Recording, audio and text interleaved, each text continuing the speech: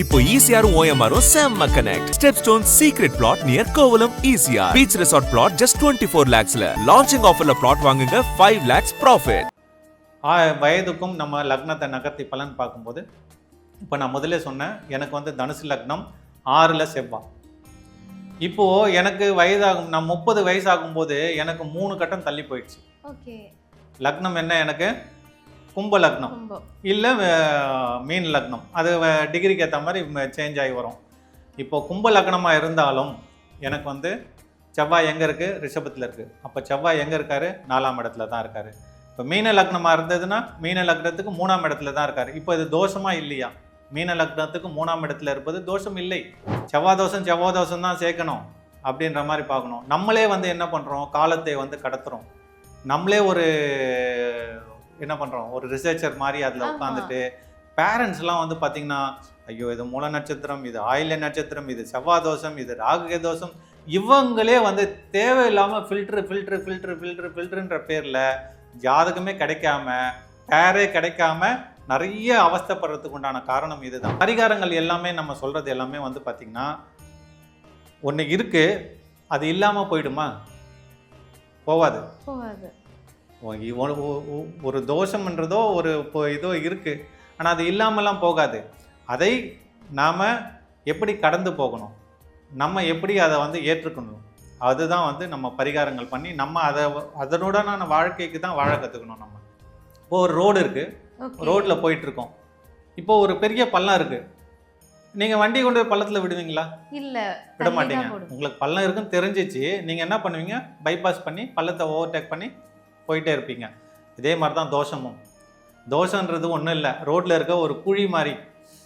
So அப்போது வந்து ரோட்டில் குண்டு குழி இருக்குமானா கண்டிப்பாக இருக்கும். அப்போ அதை வந்து எப்படி நம்ம பைபாஸ் பண்ணி அதை எப்படி கடந்து போகிறோம்ன்றது தான் நம்ம வந்து பார்க்கணும். நம்ம என்ன தான் பொருத்தம் பார்த்து திருமணம் செய்திருந்தாலும் இவங்களுக்கு வந்து பிரச்சனைகள் இருக்குமா அப்படின்னா கண்டிப்பாக பிரச்சனைகள் இருக்கும். யாரெல்லாம் வந்து இது கவனமாக இருக்கணும் அப்படின்னு பார்த்தீங்கன்னா, இந்த ராகு கேது நட்சத்திரங்கள் போகக்கூடியவங்க. ஏன்னா இந்த ராகு தோஷம் சொல்லிட்டோம். அப்போது இந்த ராகு கேது நட்சத்திர புள்ளிகள், ராகு கேது நட்சத்திர புள்ளிகள் என்ன உங்களுக்கு? ஃபஸ்ட்டு வந்து ராகுவோட நட்சத்திரங்கள் பார்த்துக்கோங்க. திருவாதிரை நட்சத்திரம். இந்த திருவாதிரை நட்சத்திரம் 1ஆம் பாதம் 2ஆம் பாதம் யாருக்கெல்லாம் வந்து ஏஎல்பி நட்சத்திர புள்ளியாக போதோ அவங்கெல்லாம் வந்து கேர்ஃபுல்லாக இருக்கணும். நம்ம வாழ்க்கையில் வந்து பார்த்திங்கன்னா ஒரு என்னன்னே தெரியாதுங்க, ரீசனே இல்லாமல் ஹஸ்பண்ட் அண்ட் ஒய்ஃபுக்குள்ளே சண்டை வரும். ஓகே. நீங்கள் என்ன ஏஎல்பி நட்சத்திர புள்ளி இது போதான்னு செக் பண்ணுங்கள். நீங்கள் உங்களுக்கு வேணும்னா ஏஎல்பி ஆப் வந்து கூகுள் ப்ளே ஸ்டோரில் இருக்குது, டவுன்லோட் பண்ணுங்கள். உங்களுடைய நட்சத்திரம் என்னன்னு பாருங்கள். நீங்கள் 10 பொருத்தம் இருக்குங்க, உங்களுக்கு 10 பொருத்தம் இருக்கும். ஆனால் இந்த குருவோட நட்சத்திர புள்ளிகளோட சுக்கிரனோட நட்சத்திர புள்ளிகளோ வந்து போகும்போது 2 பேரும் வந்து ஆப்போசிட் டைரக்ஷனில் இருப்பாங்க. பேரும் அல்லம்படி 6 முதல் 60% வரை ஆடி தள்ளுபடியுடன் சூப்பர் சரவணா ஸ்டோர்ஸ், சென்னை, மதுரை, கோவை.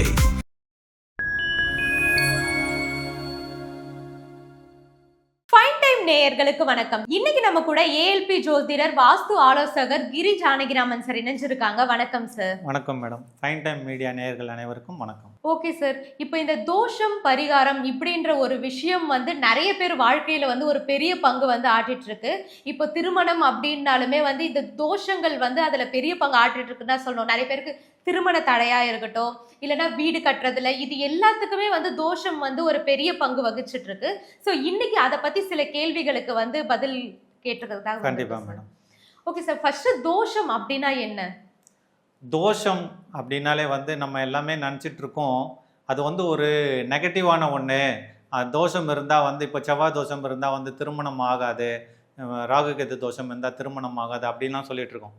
செவ்வாய் யார் யாருக்கெல்லாம் வந்து இந்த 4, 6 அப்புறம் வந்து 8, 12ன்னு சொல்லக்கூடிய இடங்களில் வந்து செவ்வாய் இருக்கோ, 2 என்று சொல்ல இருக்கோ, அவங்களுக்கு தான் வந்து பார்த்தீங்கன்னா வீடு மனை வாங்கக்கூடிய யோகமே இருக்கும். ஓகே. இந்த தோஷத்துல தான் ஒரு யோகமும் இருக்கு. இப்போ நம்ம நெகட்டிவ் மட்டும் பார்க்க கூடாது. ஓகே, தோஷத்துல வந்து பாசிட்டிவான விஷயங்களும் இருக்கு, நிறைய இருக்கு. இப்போ செவ்வாய் வந்து 4ஆம் இடத்துல இருந்தா அவங்களுக்கு வந்து தோஷம்னு சொல்றோம், செவ்வாய் தோஷம்னு சொல்றோம். செவ்வாய் 4ஆம் இடத்துல இருக்கவங்களுக்கு தான் வந்து வண்டி வீடு வாகன யோகம்லாம் வந்து நிறைய சேரும். ஓகே. ஸோ அப்போ அந்த பாசிட்டிவை வந்து நம்ம எல்லாமே வந்து மறந்துடுறோம். தோஷம்னாலே வந்து பார்த்தீங்கன்னா ஒரு எதிர்பார்ப்பு. இந்த ஒரு வேர்டில் வந்து சொல்லிடலாம். தோஷம்னா வந்து எதிர்பார்ப்பு. இதுதான் வந்து தோஷம். இப்போ ஏன் அதை வந்து தோஷம் அப்படின்னு வந்து இப்போ சொல்கிறாங்க அப்படின்னு சொன்னீங்கன்னா, நம்மளுடைய லக்னத்திற்கு இந்த குறிப்பிட்ட இடங்கள் எல்லாம் வரும்போது அந்த செவ்வாய் வந்து இருக்கும்போது செவ்வாய் தோஷம், ராகு கேது இருக்கும்போது ராகு கேது தோஷம்னு சொல்கிறோம். இந்த செவ்வாய் இப்போ நம்ம ஏஎல்பியில் வந்து என்ன சொல்கிறோன்னா, இப்போ நம்ம வந்து ஜனனகால லக்னம் வந்து எனக்கு வந்து தனுசு லக்னம் வச்சுக்கோங்க. ஓகே. இப்போ எனக்கு வந்து 6ஆம் இடத்துல செவ்வாய் இருக்குது, ரிஷபத்தில் செவ்வாய் இருக்குது. இப்போ எனக்கு வந்து வயதுக்கு நம்ம வந்து ஏஎல்பியில் வந்து என்ன சொல்கிறோன்னா 10 வருடத்துக்கு ஒரு முறை வந்து நம்மளுடைய லக்னம் மாறும். லக்னத்தை வந்து நகர்த்தி தான் நம்ம வந்து பலன் சொல்கிறோம். நம்ம வந்து அதே லக்னத்தை வச்சு பலன் சொல்கிறதில்ல. எதுக்காக அது மாதிரி சொல்கிறது இல்லை அப்படின்னும் போது வாழ்வியல் நடைமுறைகள் அதெல்லாம் வந்து சேஞ்சஸ் ஆகுது. இப்போ நம்ம வந்து குழந்தையா இருக்கோம். ஓகே. இந்த குழந்தையில இருக்க ஒரு மெச்சூரிட்டி, ஒரு பருவம், ஒரு சைஸு, அதோட துணி அளவுகள், அதோடைய குணங்கள் 10 வயசில் இருக்க போகிறதில்ல. 10 வயதில் இருக்கக்கூடிய ஒரு மனிதனுக்கு உண்டான குணங்கள், அவனுடைய எடை அளவு, உருவங்கள் 20 வயசில் இருக்கவங்களுக்கு இருக்க போகிறதில்ல. வளருதா? நம்ம வளர்ச்சி அடைகிறோம், நம்ம தேவைகளும் வளருது. இப்போ நம்ம பழைய காலத்துலலாம் வந்து பார்த்தீங்கன்னா, உங்களுக்கு எக்ஸாம்பிள் செல்ஃபோன் கூட எடுத்துக்கோ. ஓகே. முதல்ல என்ன செல்ஃபோன் வந்தது? ஒரு பெரிய டயல் செல்ஃபோன் வந்தது. அப்புறம் அதுலேயே வந்து எலக்ட்ரானிக் பட்டன் ஃபோன் வந்தது. அப்புறம் இன்னும் வந்து வேகமாக வளர்ச்சி அடைஞ்சு ஒரு செங்கல் ஃபோன் சொல்லுவாங்க, நோக்கியா, அந்த ஃபோன் வந்தது. அதுக்கப்புறம் அதுலேயே வந்து பட்டன் ஃபோன் வந்தது. இப்போ டச் ஃபோன். இப்போ அதையும் தாண்டி அடுத்த லெவலுக்கு வந்து போயிட்டுருக்கு. இப்போ இது வந்து ஒரு பரிணாம வளர்ச்சி வந்து வந்துட்டே இருக்குது. நம்மளுக்கு எல்லா இடத்துலையுமே எல்லா ஏரியாலையும் வந்துட்டு இருக்கு. நாட் ஓன்லி செல்ஃபோன், எல்லாத்துலேயுமே பரிணாம வளர்ச்சி இருக்குது. நம்ம ட்ரெஸ்ஸிங்கில் இருக்கட்டும், நம்மளுடைய வாழ்வியல் முறைகளில் இருக்கட்டும், எல்லாத்துலேயுமே வளர்ச்சி இருக்குது. அப்போது நம்ம இன்றைய தேவைகள் வந்து நம்மளுக்கு வந்து வேற வேற மாறிக்கொண்டே இருக்கிறது. இந்த மாறிக்கொண்டே இருக்கிற ஒரு சுச்சுவேஷனில் நம்ம லக்னத்தை மட்டும் ஸ்டாண்டர்டாக வச்சு எப்படி பலன் பார்க்கறது? அப்போ லக்னத்தை வந்து மூவ் பண்ணி நம்ம பலன் பார்க்கணும். இப்போ லக்னத்தை மூவ் பண்ணி பலன் பார்க்கும்போது ஒவ்வொரு வயசுக்கும் நம்ம வந்து என்ன பண்ணுறாங்கன்னா, நம்ம ஏஎல்பி லக்னத்தில் பொதுவுடை மூர்த்தி சார் வந்து 3 டிகிரி நகர்த்தி பலன் பார்க்கணுன்றதை வந்து அவருடைய ஆராய்ச்சியில் வந்து கண்டுபிடிச்சி அவர் வந்து இப்போ கிளாஸ் எல்லாம் மூலமாக எல்லாருக்குமே வந்து சொல்லிட்டு இருக்கார். ஸோ அப்படி நம்ம வந்து ஒவ்வொரு வயதுக்கும் நம்ம லக்னத்தை நகர்த்தி பலன் பார்க்கும்போது, இப்போ நான் முதல்ல சொன்னேன், எனக்கு வந்து தனுசு லக்னம் 6ல் செவ்வாய். இப்போது எனக்கு வயதாகும், நான் 30 வயசாகும்போது எனக்கு 3 கட்டம் தள்ளி போயிடுச்சு. ஓகே. லக்னம் என்ன? எனக்கு கும்ப லக்னம் இல்லை மீன் லக்னம். அது டிகிரிக்கு ஏற்ற மாதிரி சேஞ்ச் ஆகி வரும். இப்போ கும்ப லக்னமாக இருந்தாலும் எனக்கு வந்து செவ்வாய் எங்கே இருக்குது? ரிஷபத்தில் இருக்குது. அப்போ செவ்வாய் எங்கே இருக்கார்? 4ஆம் இடத்துல தான் இருக்கார். இப்போ மீன லக்னமாக இருந்ததுன்னா மீன லக்னத்துக்கு 3ஆம் இடத்துல தான் இருக்கார். இப்போ இது தோஷமாக இல்லையா? மீன லக்னத்துக்கு 3ஆம் இடத்துல இருப்பது தோஷம் இல்லை. அப்போது இதோட தன்மைகள், செவ்வாயோட தன்மைகள் அங்கே வேலை செய்யுமானா? உண்மையிலே அங்கே வேலை செய்யாது. ஆனால் நம்ம என்ன பண்ணுறோம், எல்லாருமே ஜாதகத்தை எடுத்துகிட்டு போய் கொடுத்துட்டு, ஐயா இது செவ்வாய் தோஷம் இருக்க ஜாதகம், செவ்வாய் தோஷம் இருக்க பொண்ணா பாருங்கள், செவ்வாய் தோஷம் தான் சேர்க்கணும் அப்படின்ற மாதிரி பார்க்கணும். நம்மளே வந்து என்ன பண்ணுறோம், காலத்தை வந்து கடத்துகிறோம். நம்மளே ஒரு என்ன பண்ணுறோம், ஒரு ரிசர்ச்சர் மாதிரி அதில் உட்காந்துட்டு பேரண்ட்ஸ்லாம் வந்து பார்த்திங்கன்னா, ஐயோ இது மூல நட்சத்திரம், இது ஆயில்ய நட்சத்திரம், இது செவ்வாய் தோஷம், இது ராகு தோஷம், இவங்களே வந்து தேவையில்லாமல் ஃபில்ட்ருன்ற பேரில் ஜாதகமே கிடைக்காம, பேரே கிடைக்காம நிறைய அவஸ்தைப்படுறதுக்கு உண்டான காரணம் இதுதான். இப்போ நம்ம ஏஎல்பியில் என்ன சொல்கிறோம், ஐயா உங்களுக்கு வந்து தோஷமே கிடையாது, அன்னைக்கு இருந்தது தோஷம், இன்னைக்கு தோஷம் இல்லை, இந்த வயசுக்கு உங்களுக்கு அந்த செவ்வாய் தோஷம் வேலை செய்யாது. ஓகே. அடுத்த லக்னம் மாறும்போது அதை பார்த்துக்கலாம். இந்த லக்னம் பயணிக்கும் போது, மீன லக்னம் பயணிக்கும் போது உங்களுக்கு செவ்வாய் தோஷம் கிடையாது. அதை பற்றி நீங்கள் பயப்படாதீங்க. உங்களுக்கு செவ்வாய் எந்த அமைப்பில் இருக்காரு, என்ன நட்சத்திர புள்ளிகள் போகுது. இப்போ ஏஎல்பி லக்னம் நட்சத்திர புள்ளி, செவ்வாயோட நட்சத்திர புள்ளிகள் போச்சுன்னா நீங்கள் அந்த செவ்வாய் வந்து 2லேயோ 6லேயோ 7லேயோ 8லேயோ 12லேயோ இருந்தால் தான் உங்களுக்கு வந்து பிரச்சனைகள் ஜாஸ்தி. நீங்கள் செவ்வாயோட நட்சத்திர புள்ளிகள் போல ஏஎல்பி லக்னம் அது பயணிக்கலை அப்படின்னா நீங்கள் அதை பற்றி கவலைப்படாதீங்க, நீங்கள் அடுத்ததை வந்து பாருங்கள் அப்படின்ட்டு. இந்த செவ்வாய் தோஷத்தை பற்றி நிறைய வந்து நம்ம இப்போ நாங்கள் பார்க்குற மேரேஜ் மேட்சிங் பார்க்குற ஜாதகத்துலலாம் நான் பர்டிகுலராக இந்த செவ்வாய் தோஷமும் ராகு கேது தோஷமும் ஒரு பெருசாக வந்து பார்க்குறதே இல்லை. நான் வந்து தெளிவாக சொல்லிடுறது, இதுதான் பிரச்சனை. கிரகங்கள் பொருந்தி வருதா, உங்களுக்கு நட்சத்திரங்கள் பொருந்தி வருதா இது வரைக்கும் பாருங்க அப்படின்னு சொல்லி விட்டுறோம் நம்ம. இப்போ இந்த செவ்வாய் தோஷத்திலே வந்து பார்த்தீங்கன்னா 2இல் செவ்வாய் இருந்தால், இந்த தோஷம்னு கேட்டுட்டீங்க, சரி அடுத்து என்ன பண்ணலாம்னு சொல்லிடலாம் நம்ம நேயர்களுக்கு. 2இல் செவ்வாய் இருந்தால் அவங்க வந்து என்ன பண்ணணும் அப்படின்னு பார்த்தீங்கன்னா, ஒரு பாராயணம் பண்ணுறது, மந்திரங்களை வந்து ஜபிக்கிறது அப்படின்றத வந்து பார்க்கலாம். லலிதா சகஸ்ரநாமம், இந்த லலிதா சகஸ்ரநாமம் வந்து அவங்க ஜபிக்க ஜபிக்க ஜபிக்க இந்த 2இல் செவ்வாய் இருப்பவர்களுக்கு ஒரு நிவர்த்தி கிடைக்குமானா கண்டிப்பாக ஒரு நிவர்த்தி கிடைக்கும். இந்த பரிகாரங்கள் எல்லாமே நம்ம சொல்கிறது எல்லாமே வந்து பார்த்திங்கன்னா, ஒன்று இருக்குது, அது இல்லாமல் போயிடுமா? போவாது. ஒரு தோஷம்ன்றதோ ஒரு இதோ இருக்குது, ஆனால் அது இல்லாமலாம் போகாது. அதை நாம் எப்படி கடந்து போகணும், நம்ம எப்படி அதை வந்து ஏற்றுக்கணும், அதுதான் வந்து நம்ம பரிகாரங்கள் பண்ணி நம்ம அதனுடனான வாழ்க்கைக்கு தான் வாழ கற்றுக்கணும் நம்ம. அடுத்தது உங்களுக்கு வந்து 6இல் செவ்வாய் அப்படின்னு வந்து பார்த்தீங்கன்னா, வேல்மரல் படிக்கிறது, வேல் பூஜை, இது வந்து பண்ணலாம். அவங்க செவ்வாய்க்கிழமைகளை செய்யலாம். இந்த 6இல் செவ்வாய் இருப்பவர்கள் என்ன பண்ணலான்னா, இப்போ ரத்த தானம் செய்கிறாங்க இல்லைங்களா, இந்த ரத்த தானம் செய்பவர்களுக்கு அவங்க வந்து ஜூஸ் வாங்கி கொடுக்கறது, ஃபுட்டு வாங்கி கொடுக்கறது, இது மாதிரி இது அவங்க வந்து செஞ்சாலே அவங்களுக்கு உண்டான ஒரு பரிகாரமாக, வாழ்வியல் பரிகாரமாக அது மாறிடும். அடுத்தது 7இல் செவ்வாய் இருப்பவர்களுக்கு, 7இல் செவ்வாய்னா நம்ம ஒன்றுமே பண்ண வேணாங்க, வள்ளி தெய்வானையோடு இருக்கக்கூடிய முருகர், அவரை வந்து நம்ம வந்து வணங்கினாலே போதும். இந்த 7இல் செவ்வாய்க்கு உண்டான தோஷங்கள் வந்து குறைய வாய்ப்புகள் இருக்குது. இவங்க என்ன பண்ணணும்னா, சப்போஸ் ஆணாக இருந்தால் மனைவியோட உறவினர்கள், பெண்ணாக இருந்தால் கணவரோட உறவினர்களுக்கு வந்து ஹாஸ்பிட்டல்ஸ்க்கு கூட்டிகிட்டு வர்றது, அவங்களுக்கு வந்து ஹாஸ்பிட்டலுக்கு தேவையான இது பண்ணுறது எல்லாமே வந்து இவங்களும் வந்து செய்யலாம். 6ஆம் இடத்துல செவ்வாய் இருக்கவங்களும் ஹாஸ்பிட்டலுக்கு வந்து அடுத்தவங்களை கூட்டிகிட்டு வர்றது, இதுவும் வந்து செவ்வாய்க்கு உண்டான ஒரு சிறந்த பரிகாரம். 8இல் செவ்வாய் இருக்குது அப்படின்னா, நம்ம சஷ்டி விரதம் இருந்து கந்த சஷ்டி இதெல்லாம் வந்து பாராயணம் பண்ணி திருச்செந்தூர் முருகனை வழிபட இந்த 8இல் செவ்வாய் இருப்பவர்களுக்கு ஒரு நிவாரணம்ன்றது வந்து கிடைக்குமானா கண்டிப்பாக கிடைக்கும். முடிந்தால் இந்த 8இல் செவ்வாய் இருப்பவர்கள் ரத்த தானம் கண்டிப்பாக செய்யணும். இந்த ரத்த தானம் செஞ்சா அது குறையும். ஆமா, ரத்தம் வந்து செவ்வாய். இப்போ 8இல் செவ்வாய் பிரச்சனைக்குரிய இடம் 8. அப்போ அங்கே வந்து உங்களுக்கு ஒரு இப்போ நம்ம ஏஎல்பி லக்னத்தில் வந்து என்ன சொல்லுவோம்னா, செவ்வாயோட நட்சத்திரங்கள் பயணம் செய்து யாருக்கெல்லாம் 6, 8ல் வந்து செவ்வாய் இருக்கிறதோ, இது பர்டிகுலராக 8ல் செவ்வாய் இருந்ததுன்னா உங்களுக்கு நீங்கள் கண்டிப்பாக வந்து ரத்த தானம் பண்ணுங்கன்னு சொல்லுவோம். ஏன்னா இப்போ நீங்கள் போகிறீங்க, உங்களுக்கு வந்து ஒரு ஜாதகத்தில் வந்து ஒரு ஆக்சிடெண்ட் ஆகணும்ன்ற ஒரு அமைப்பு இருக்குது. இப்போ ஆக்சிடெண்ட் ஆகிடுச்சுன்னா உங்களுக்கு என்ன ஆகும்? ரத்தம் வெளியில் வரும். ஆமாம்.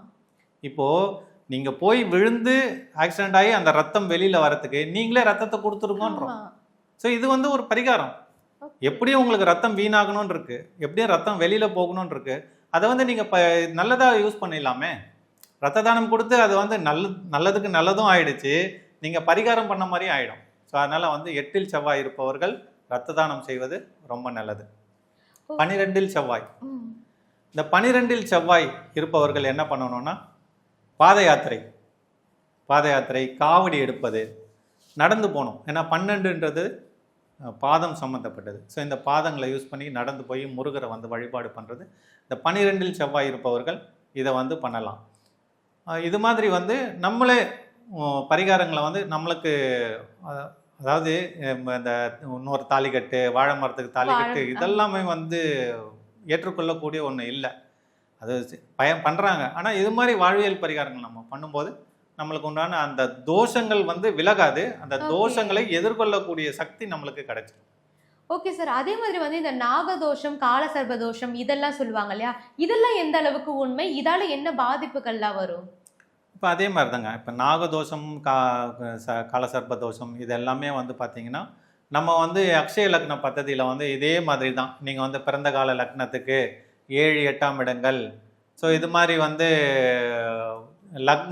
லக்னத்தில் ராகு இருந்தால் தோஷம், 7ஆம் இடத்துல ராகு இருந்தால் தோஷம், 8ஆம் இடத்துல ராகு இருந்தால் தோஷம், இதெல்லாமே வந்து சொல்கிறோம்.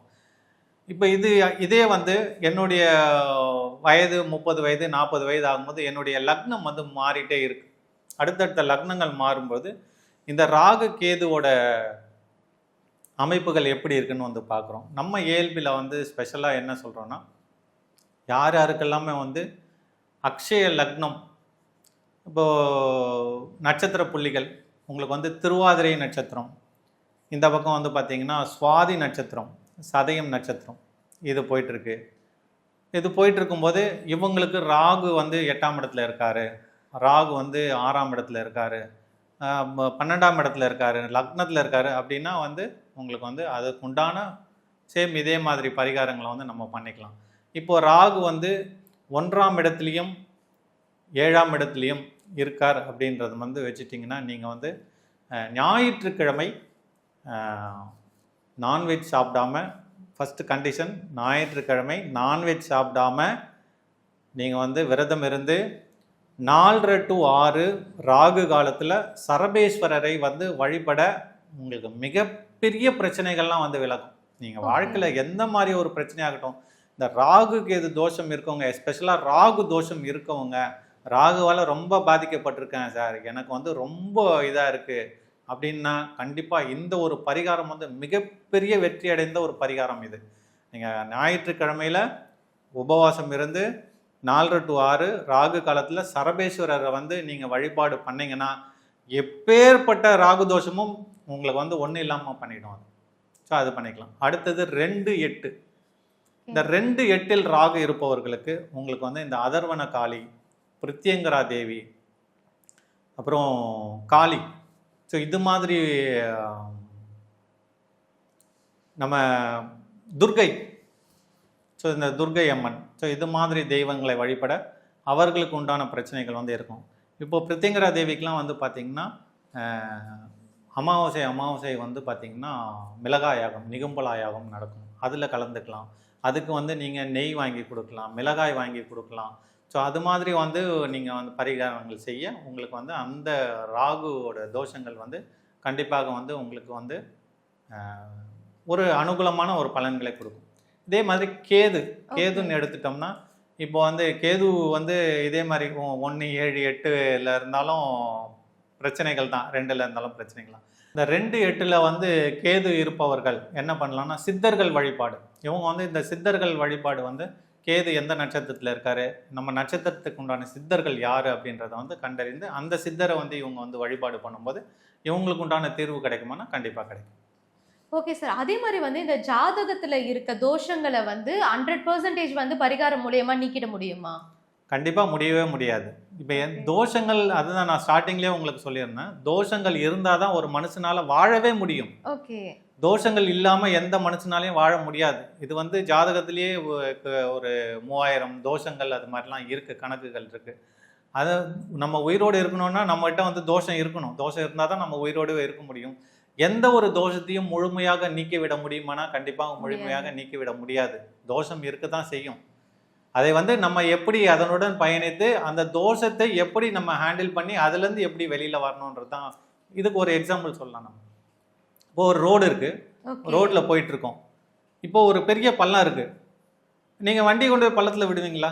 இல்லை, விட மாட்டீங்க. உங்களுக்கு பள்ளம் இருக்குன்னு தெரிஞ்சிச்சு, நீங்கள் என்ன பண்ணுவீங்க, பைபாஸ் பண்ணி பள்ளத்தை ஓவர்டேக் பண்ணி போயிட்டே இருப்பீங்க. இதே மாதிரி தான் தோஷமும். தோஷன்றது ஒன்றும் இல்லை, ரோட்டில் இருக்க ஒரு குழி மாதிரி. ஸோ அப்போது வந்து ரோட்டில் குண்டு குழி இருக்குமானா கண்டிப்பாக இருக்கும்.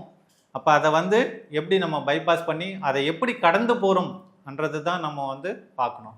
அதுக்கு நம்மளுடைய ஜாதகத்தில் இந்த ராகு கேதுக்கள் எங்கே இருக்காங்க, என்ன தசை நடக்குது, கோச்சாரத்தில் எப்படி போயிட்டுருக்கு, அதெல்லாமே வந்து நம்ம ஆராய்ந்து அதுக்கேற்ற மாதிரி அவங்களுக்கு ஒரு சொல்யூஷன் கொடுத்தோம்னா அது நல்லாயிருக்கும். Okay sir. அதே மாதிரி வந்து ஏஎல்பி ஜோதிடத்தில் வந்து எந்தெந்த ராசிகள் போகும்போது திருமணத்தில் வந்து தடைகள் அந்த மாதிரிலாம் வரும்? நல்லா இது பண்ணுங்க. இப்போ நம்ம வந்து இந்த ராகு கேது தோஷம், செவ்வாய் தோஷம் இதையும் தாண்டி நம்ம இந்த அக்ஷய லக்ன பத்ததியில் வந்து ஒரு சில நட்சத்திர புள்ளிகள் போகும்போது இவங்க வந்து திருமண வாழ்க்கையில் வந்து நம்ம என்னதான் பொருத்தம் பார்த்து திருமணம் செய்திருந்தாலும் இவங்களுக்கு வந்து பிரச்சனைகள் இருக்குமா அப்படின்னா கண்டிப்பாக பிரச்சனைகள் இருக்கும். யார் யாரெல்லாம் வந்து இது கவனமாக இருக்கணும் அப்படின்னு பார்த்தீங்கன்னா, இந்த ராகு கேது நட்சத்திரங்கள் போகக்கூடியவங்க. ஏன்னா இந்த ராகு தோஷம் சொல்லிட்டோம். அப்போது இந்த ராகு கேது நட்சத்திர புள்ளிகள் என்ன உங்களுக்கு? ஃபஸ்ட்டு வந்து ராகுவோட நட்சத்திரங்கள் பார்த்துக்குவோம். திருவாதிரை நட்சத்திரம். இந்த திருவாதிரை நட்சத்திரம் 1ஆம் பாதம் 2ஆம் பாதம் யாருக்கெல்லாம் வந்து ஏஎல்பி நட்சத்திர புள்ளியாக போதோ அவங்கெல்லாம் வந்து கேர்ஃபுல்லாக இருக்கணும்.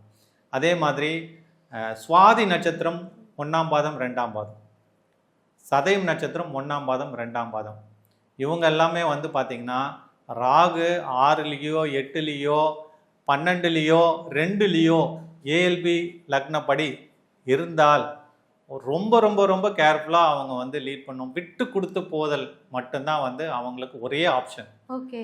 இப்போ நம்ம ஜாதகம் தெரிஞ்சிச்சு, நான் பிரச்சனைக்குரிய இடத்துல இருக்கேன்.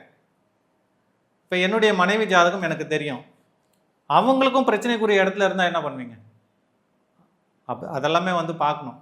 ஸோ இந்த ராகு எங்கே இருக்குது, அவங்க ஜாதகத்தில் என்ன நட்சத்திர புள்ளி போகுது அதையும் பார்க்கணும். அதே மாதிரி கேதுவோட நட்சத்திரங்கள் அஸ்வினி 3-4, மகம் 3-4, மூலம் 3-4, இந்த நட்சத்திர புள்ளிகள் போகும்போதும் நம்ம வந்து ரொம்ப கவனமாக இருக்கணும் அப்படின்றத வந்து சொல்கிறோம்.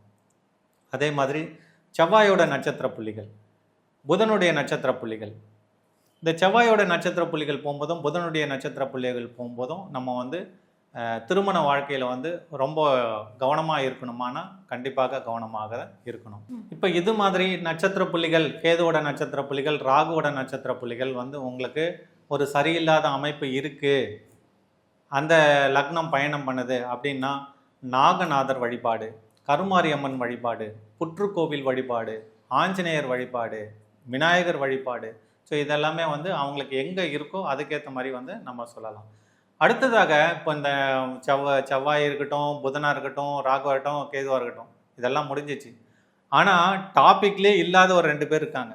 இப்போ யாருக்கெல்லாம் ஏஎல்பி லக்னம் நட்சத்திர புள்ளிகள், குருவோட நட்சத்திர புள்ளிகள், அது விசாகம் 1-2, பூரட்டாதி 1-2, புனர்பூசம் 1-2, அது மாதிரி போதும்.